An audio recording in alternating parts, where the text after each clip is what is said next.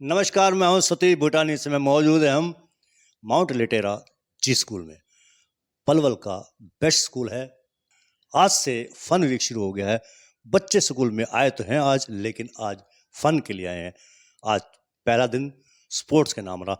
बात करते हैं स्कूल की प्रिंसिपल गीतांजलि उनियाल से। गीतांजलि, नमस्कार। स्कूल तो आपका माशाल्लाह बहुत अच्छा है।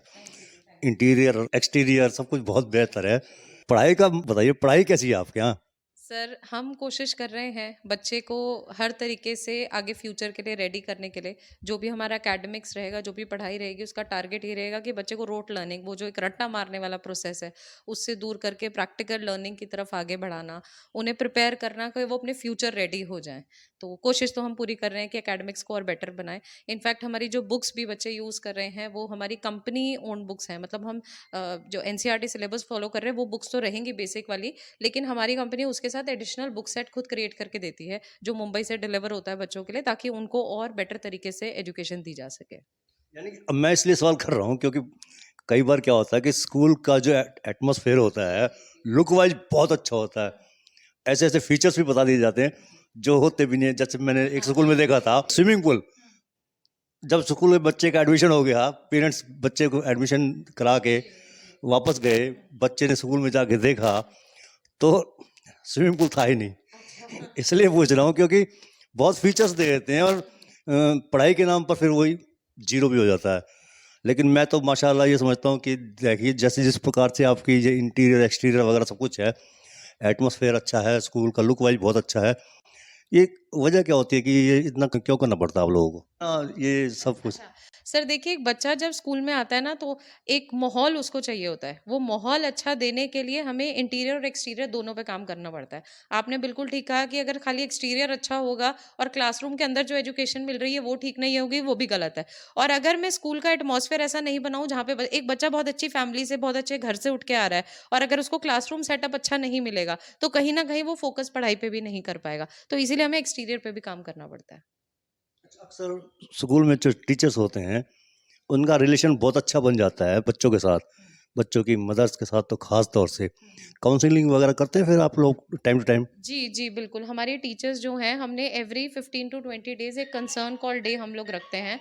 वो कंसर्न कॉल डे का मतलब ही यही है कि पेरेंट्स के जो भी डाउट्स हैं, तो उसके लिए पीटीएम तक पेरेंट को वेट नहीं करना है। पेरेंट की अगर कोई प्रॉब्लम्स है, कुछ है, मैं खुद भी पेरेंट्स से इंटरैक्शन में रहती हूँ, ताकि अगर किसी पेरेंट के कुछ डाउट्स हैं, जहाँ उन्हें काउंसलिंग की ज़रूरत है, कुछ गाइडेंस की ज़रूरत है, तो हम अपनी तरफ से कोशिश करते हैं। तो मैं आपके लिए खुशखबरी और दे दूँ, मैं अभी बाहर था, तो एक कनिका नाम की एक लेडी थी, उनसे जब मैंने पूछा कि आपने अपने बच्चे को यहाँ पर एडमिशन क्यों कराया था? तो उन्होंने कहा जी स्कूल बहुत अच्छा है, पढ़ाई अच्छी है, सब कुछ अच्छा है। साथ में एक चीज़ और जोड़ दी उन्होंने, स्कूल की प्रिंसिपल गीतांजलि जी बहुत अच्छी हैं। Thank you sir. वजह क्या है? इसके पीछे आपका डायरेक्ट कनेक्शन रहता है क्या सर पेरेंट्स देखिए, के साथ? ऐसा नहीं है कि मैं अच्छी या बुरे वाला चीज़ नहीं, नहीं है, वो बट तारीफ वाली बात नहीं है, ये तो उन्होंने कहा तो मैं मेरी एक्सप्लेन कर रहा हूँ। मेरी सिर्फ कोशिश रहती है कि हर पेरेंट मुझसे कनेक्ट हो। जैसे जब एडमिशन के लिए पेरेंट आता है, तो मैंने मेरी टीम में ये पता है कि हर पेरेंट जो इंक्वायरी के लिए भी आया है, वो मुझसे मिलकर ही जाएगा।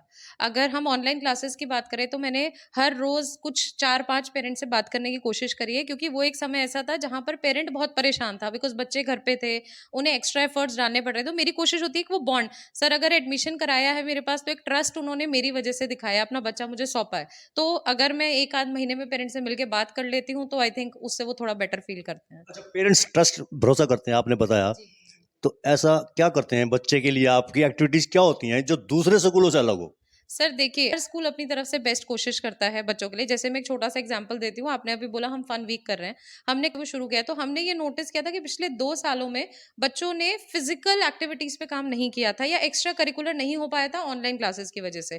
तो वो हमने कोशिश करी है कॉम्पेंसेट करें, जबकि 5 दिन में बहुत कुछ नहीं हो सकता, लेकिन जब बच्चा अगले साल के लिए आगे बढ़े, तो उससे पहले उसको एक मोटिवेशन होना चाहिए कि अब ये चीज़ें होंगी। तो हमने sports, music, dance, art and craft के कुछ सेशंस डाले, जिसमें बच्चे कुछ 3 घंटे के लिए स्कूल आते हैं, without, it's a no bag day. बच्चों को बुक्स नहीं लानी है, नो यूनिफॉर्म डे, कोई स्कूल वाला फीलिंग नहीं है। सिर्फ वो स्कूल आएँगे, अपना दिन एन्जॉय करेंगे, ताकि अगले साल के लिए एक हैप्पी शुरुआत हो सके बच्चों की। अच्छा, किंडरगार्टन की बात करें तो पहले तो आपने देखा भी होगा, सुना होगा आपने कि बच्चे को स्कूल पकड़ के ले जाना पड़ता था, घसीटते हुए ले जाना पड़ता था। जो माएँ होती थी, पिता होते थे, बच्चे को घसीटते हुए ले जाते थे। मीम्स में दिखाते हैं ऐसा, लेकिन क्या अब ऐसा उलट हो गया क्या कि बच्चा स्कूल जाने की जिद करता है? जी, एक्चुअली क्या होता है सर, अगर आज की डेट की मैं बात करूँ तो हम ज़्यादा न्यूक्लियर फैमिलीज़ में हैं।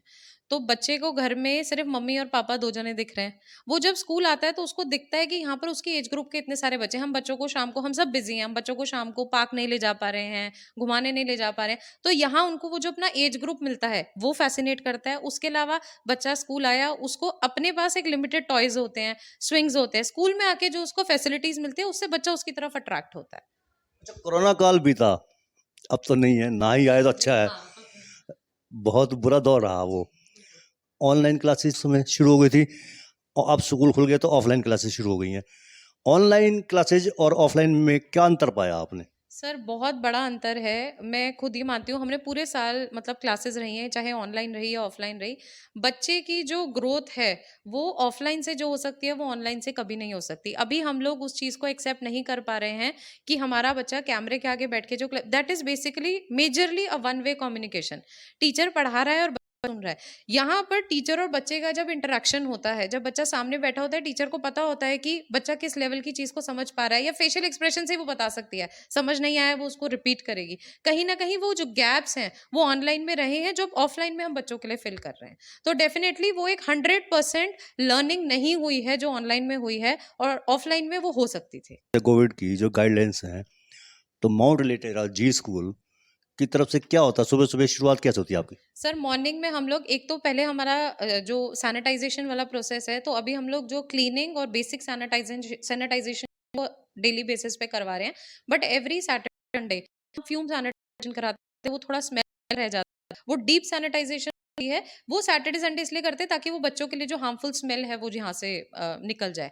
उसके अलावा मॉर्निंग में जब बच्चे शुरुआत में आ रहे थे, तो हम लोग टेम्परेचर चेक वाली चीज़ और इन पे फोकस कर रहे हैं।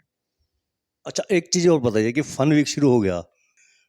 फन वीक में और क्या-क्या एक्टिविटीज़ कराई जाएँगी? सर स्पोर्ट्स है, म्यूज़िक है, डांस है, आर्ट एंड क्राफ्ट है, योगा है। बेसिकली अभी हम हर बच्चे को हर एक्टिविटी करा रहे हैं ताकि बच्चे का वो इंटरेस्ट जो है क्रिएट हो सके। कुछ बच्चे जो डांस में अच्छे हैं, तो वो बोलते हैं हमें सिर्फ डांस में जाना है, बट हम मोटिवेट कर रहे हैं कि वो हर सेशन को चाहे 20 मिनट्स के लिए अटेंड करे, ताकि अगले आने वाले सेशन में टीचर उस पे फोकस कर सके कि बच्चे का इंटरेस्ट किसमें क्रिएट करना है और जिसमें वो अच्छा है उसको अपग्रेड कैसे करना है। पलवल के पेरेंट्स के लिए क्या कहेंगे आप?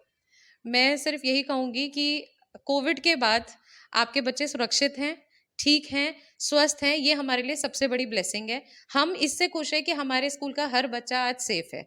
आगे हम सबको मिलकर इसके लिए मेहनत करनी है, एंड हम सबको मेंटली प्रिपेयर्ड रहना है कि हम एक्स्ट्रा एफर्ट्स डाल के बच्चों पे मेहनत करेंगे। तो मेरी टीम इसके लिए पूरी तैयार है, जो भी बच्चे हमारे साथ कनेक्टेड हैं। अच्छा, पढ़ाई पर किस प्रकार से फोकस रहता है आपका? सर हम लोग 2 तरीके से लर्निंग देते हैं। एक बुक्स के थ्रू हम देते हैं और एक हम डिजिटल लर्निंग देते हैं। तो बेसिकली जब टीचर्स जो क्लास में पढ़ा रहे हैं, वो एज़ एन असाइनमेंट जब घर जा रहा है, तो पेरेंट के पास वो फ़ोन में एक ऐप के थ्रू भी जा रहा है। तो कहीं न कहीं हम 2 तरीके से काम कर रहे हैं ताकि पेरेंट और टीचर का कनेक्ट भी रहे और बच्चे की एजुकेशन में पेरेंट भी सपोर्ट कर पाए। इसके अलावा टीचर और पेरेंट कनेक्ट ऑन कॉल्स बहुत रेगुलर रहता है, ताकि कहीं भी पेरेंट्स को कोई डाउट्स है, कुछ क्वेरीज़ है, तो उसको हम सॉर्ट आउट कर पाएँ। मैम, अगले साल के लिए क्या तैयारी स्कूल की? क्योंकि अब तो कोरोना के बाद जो नेक्स्ट ईयर है, क्या तैयारी है माउंट लिटेरा जी स्कूल की? सर अगर मैं बात करूँ लास्ट 2 सालों में बच्चों के एजुकेशनल गैप्स भी बहुत ज़्यादा हुए हैं। पढ़ाई को लेकर बच्चों में काफ़ी गैप्स रहे हैं, लर्निंग थोड़ी स्लो हो गई है। ये साल हमारे लिए ज़्यादा डिफ़िकल्ट रहेगा अगर मैं पिछले 2 सालों के हिसाब से बात करूँ, क्योंकि अब जब बच्चा हमारे पास आएगा तो हमें बच्चे को लर्निंग और बेटर तरीके से देनी पड़ेगी ताकि वो पिछले 2 साल के गैप जो है वो यहाँ भर जाएँ और आगे वो उसके करियर को या फ्यूचर को इफ़ेक्ट नहीं करे। तो टीचर्स को उस हिसाब से ट्रेन किया गया। जैसे हमने फर्स्ट 15 डेज़ जो है ब्रिज कोर्स रखा है। तो बेसिकली क्या होता था, जब सेशन शुरू होता था तो टीचर्स नेक्स्ट क्लास का पढ़ाना शुरू कर देती है। हम लोग ब्रिज कोर्स डिजाइन करा है हम लोगों ने, जिससे फर्स्ट 10 टू 15 डेज हम बच्चों को सिर्फ पुरानी क्लास की जो पढ़ाई है उस पे फोकस करेंगे, ताकि उसका वो बेस जो है वो क्लियर हो जाए और बच्चे को आगे की लर्निंग जो है वो अच्छे से मिल पाए। तो ये थे हमारे बीच में गीतांजलि उनियाल, माउंट लिटेरा जी स्कूल पलवल की प्रिंसिपल है। नेक्स्ट ईयर के लिए उन्होंने अपना फोकस जो है पढ़ाई पर ज़्यादा देना है, क्योंकि कोविड का जो एक्सपीरियंस रहा है काफ़ी ख़राब तो नहीं लेकिन बेअसर भी रहा है। इस दौरान बच्चा स्ट्रेस भी काफ़ी हुआ था, क्योंकि ऑनलाइन क्लासेज में पढ़ाई होती रही थी, लेकिन अब स्कूल खुल गए हैं, ऑफलाइन क्लासेज शुरू हो चुकी हैं।